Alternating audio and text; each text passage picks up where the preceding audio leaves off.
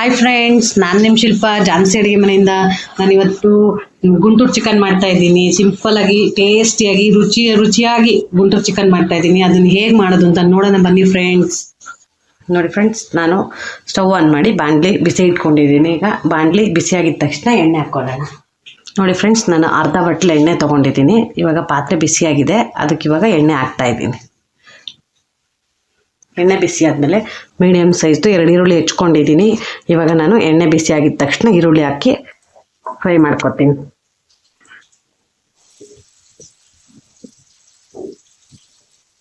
ನೋಡಿ ಫ್ರೆಂಡ್ಸ್, ಈರುಳ್ಳಿ ಹಾಕೊಂಡ್ರೆ ಈರುಳ್ಳಿ ಚೆನ್ನಾಗಿ ಎಣ್ಣೆಲಿ ಫ್ರೈ ಆಗಬೇಕು. ನೀಟಾಗಿ ಫ್ರೈ ಆಗೋವರೆಗೂ ನಾವು ಎಣ್ಣೆಲಿ ಹುರ್ಕೋಬೇಕು. ನೋಡಿ ಫ್ರೆಂಡ್ಸ್, ಈರುಳ್ಳಿ ಈ ಥರ ನೀಟಾಗಿ ಫ್ರೈ ಆದಮೇಲೆ ಇದಕ್ಕೆ ನಾನು ಶುಂಠಿ ಬೆಳ್ಳುಳ್ಳಿ ಪೇಸ್ಟ್ ಹಾಕೋತಾ ಇದ್ದೀನಿ. 2 ಚಮಚ ಶುಂಠಿ ಬೆಳ್ಳುಳ್ಳಿ ಪೇಸ್ಟ್.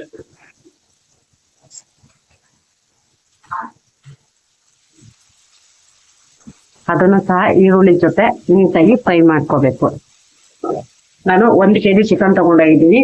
ಇದಕ್ಕೆ ಬೇಕಾಗಿರೋದೆ ಮೆಣಸಿನ್ಕಾಯಿ, ಗುಂಟೂರು ಮೆಣಸಿನ್ಕಾಯಿ. ನಾನು ಒಂದು 10ರಿಂದ 15 ಗುಂಟೂರು ಮೆಣಸಿನ್ಕಾಯಿ ಹಾಕೋತಾ ಇದ್ದೀನಿ. ಹಾಕೊಂಡು ಅದನ್ನು ಇದ್ರ ಜೊತೆ ಫ್ರೈ ಮಾಡ್ಕೋಬೇಕು. ಇವಾಗ ಇದಕ್ಕೆ 1 ಚಮಚ ಅರಿಶಿನ ಹಾಕ್ಕೊಳ್ಳೋಣ.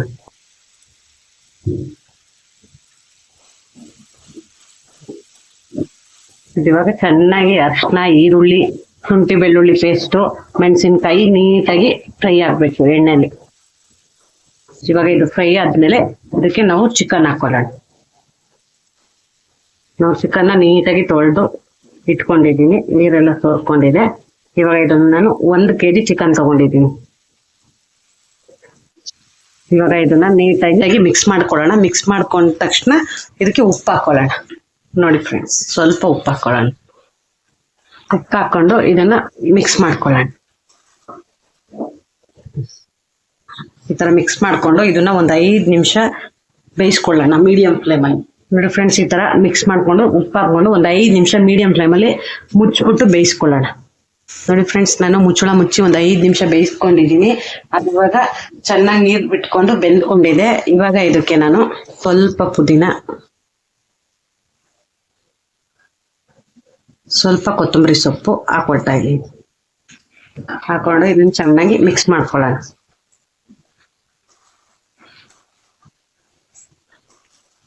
ನೋಡಿ ಈ ತರ ನೀಟಾಗಿ ಮಿಕ್ಸ್ ಮಾಡ್ಕೊಳ್ಳೋಣ. ಮಾಡ್ಕೊಂಡು ಈಗ ಇದಕ್ಕೆ ನೆಕ್ಸ್ಟ್ ನಾನು 2 ಚಮಚ ಖಾರದ ಪುಡಿ ಹಾಕೊಂತ ಇದ್ದೀನಿ.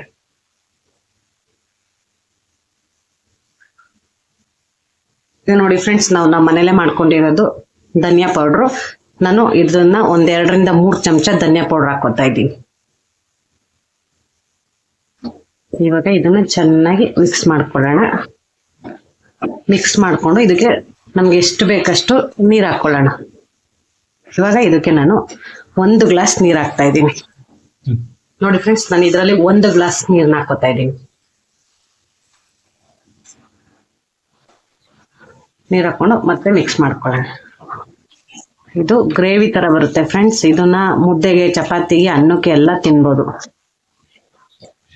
ಇದಕ್ಕೆ ನನಗೆ ಯಾವುದೇ ತರದ್ದು ಬೇರೆ ಮಸಾಲೆಗಳು ಏನು ಹಾಕಿಲ್ಲ, ಮನೇಲಿ ಮಾಡಿರೋ ಮಸಾಲೆನೇ ಹಾಕಿರೋದು. ಇವಾಗ ಇದಕ್ಕೆ ನೆಕ್ಸ್ಟ್ ನಾನು ಒಂದು ಓಳ್ ತೆಂಗಿನಕಾಯಿ ತಗೊಂಡು, ನೋಡಿ ಫ್ರೆಂಡ್ಸ್, ನಾನು 1 ಓಳು ತೆಂಗಿನಕಾಯಿ ತಗೊಂಡು ತುರಿದು ಅದನ್ನು ಮಿಕ್ಸಿ ಮಾಡ್ಕೊಂಡಿದ್ದೀನಿ ನುಣ್ಣಗೆ. ಇವಾಗ ನಾನು ಅದಕ್ಕೆ ಯಾವುದೇ ರೀತಿ ಮಸಾಲೆ ಏನು ಸೇರಿಸಿಲ್ಲ, ಹಂಗಾಗಿ ಬರೀ ತೆಂಗಿನಕಾಯಿ ಇದನ್ನು ಇವಾಗ ಹಾಕೋತಾ ಇದ್ದೀನಿ. ನೋಡಿ ಫ್ರೆಂಡ್ಸ್, ಈ ಥರ ಮಿಕ್ಸ್ ಮಾಡ್ಕೊಳ್ಳೋಣ.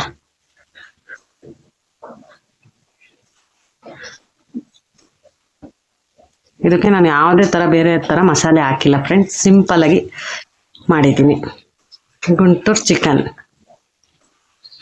ಇವಾಗ ಇದು ಚೆನ್ನಾಗಿ 10 ನಿಮಿಷ ಚೆನ್ನಾಗಿ ಮುಚ್ಚಳ ಮುಚ್ಚಿ ಬೇಯಿಸ್ಕೊಳ್ಳೋಣ ಫ್ರೆಂಡ್ಸ್.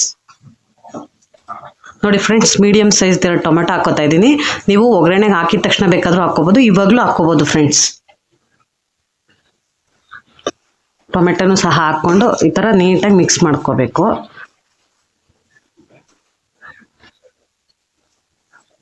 ನೀಟಾಗಿ ಈ ಥರ ಎಲ್ಲ ಮಿಕ್ಸ್ ಮಾಡಿಕೊಂಡು ಇವಾಗ ಇದನ್ನು ನಾವು ಮುಚ್ಚಳ ಮುಚ್ಚಿ ಒಂದು 10ರಿಂದ 12 ನಿಮಿಷ ಬೇಯಿಸ್ಕೊಳ್ಳೋಣ. ನಾನಿವಾಗ ಮುಚ್ಚಳ ಮುಚ್ಚುತ್ತಾ ಇದ್ದೀನಿ ಫ್ರೆಂಡ್ಸ್. ನಾನಿವಾಗ ಮೀಡಿಯಂ ಫ್ಲೇಮಲ್ಲಿ ಒಂದು 10ರಿಂದ 12 ನಿಮಿಷ ಬೇಯಿಸ್ಕೊತೀನಿ. ನೋಡಿ ಫ್ರೆಂಡ್ಸ್, ಇವಾಗ ಇದು ಒಂದು 10ರಿಂದ 15 ನಿಮಿಷ ಬೇಯಿಸ್ಕೊಂಡಿದ್ದೀನಿ. ನೋಡಿ ಇವಾಗ ನೀಟಾಗಿ ಎಣ್ಣೆ ಎಲ್ಲ ಬಿಟ್ಕೊಂಡಿದೆ. ಇವಾಗ ಇದು ಬೆಂದಿದೆ ಫ್ರೆಂಡ್ಸ್. ಇವಾಗ ನೋಡಿ ನೀಟಾಗಿ ಎಣ್ಣೆ ಎಲ್ಲ ಬಿಟ್ಕೊಂಡಿದೆ. ಇವಾಗ ಒಂದ್ಸಲ ಈ ಥರ ನೀಟಾಗಿ ಮಿಕ್ಸ್ ಮಾಡಿಕೊಂಡು ನೋಡಿ ಫ್ರೆಂಡ್ಸ್, ಎಲ್ಲ ಚೆನ್ನಾಗಿ ಬೆಂದಿದೆ. ಇವಾಗ ಇದು ಆಗಿದೆ. ಇವಾಗ ಇದನ್ನು ನಾನು ಸರ್ವ್ ಮಾಡ್ತಾ ಇದ್ದೀನಿ ಒಂದು ಬೌಲ್ಗೆ. ಇದನ್ನು ನೀವು ಚಪಾತಿ ಜೊತೆ, ಪೂರಿ ಜೊತೆ, ಮುದ್ದೆ ಜೊತೆ ಸಹ ತಿನ್ಬೋದು. ತುಂಬ ಚೆನ್ನಾಗಿರುತ್ತೆ, ತುಂಬ ಟೇಸ್ಟಿಯಾಗಿರುತ್ತೆ. ನೋಡಿ ಫ್ರೆಂಡ್ಸ್, ಎಷ್ಟು ಚೆನ್ನಾಗಿ ಬಂದಿದೆ, ನೀವೇ ನೋಡಿ. ನೋಡಿ ಫ್ರೆಂಡ್ಸ್, ಇವಾಗ ಇದನ್ನು ನಾನು ಸರ್ವ್ ಮಾಡ್ಕೊತಾ ಇದ್ದೀನಿ. ನೋಡಿ ಎಷ್ಟು ಚೆನ್ನಾಗಿ ಬಂದಿದೆ, ತುಂಬ ಚೆನ್ನಾಗಿ ಬಂದಿದೆ. ಗ್ರೇವಿ ಥರ ತುಂಬ ಚೆನ್ನಾಗಿ ನೋಡಿ ಎಷ್ಟು ಸಖತ್ತಾಗಿ ಬಂದಿದೆ. ನೀವು ಈ ಥರ ನಿಮ್ಮ ಮನೇಲಿ ಮಾಡಿ ಫ್ರೆಂಡ್ಸ್, ತುಂಬ ಟೇಸ್ಟಿಯಾಗಿ ಬರುತ್ತೆ, ತುಂಬ ಚೆನ್ನಾಗಿ ಬಂದಿದೆ. ಒಮ್ಮೆ ಈ ಥರ ಟ್ರೈ ಮಾಡಿ, ಗುಂಟೂರು ಚಿಕನ್ ಪಟಾಪಟ್ ಅಂತ ಆಗತ್ತೆ.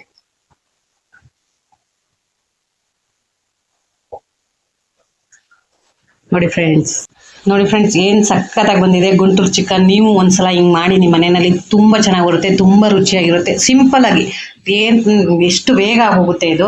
ನೀವು ನಿಮ್ಮ ಮನೇಲಿ ಟ್ರೈ ಮಾಡಿ, ಕಾಮೆಂಟಲ್ಲಿ ತಿಳಿಸಿ ಫ್ರೆಂಡ್ಸ್ ಹೇಗಿತ್ತು ಈ ರೆಸಿಪಿ ಅಂತ.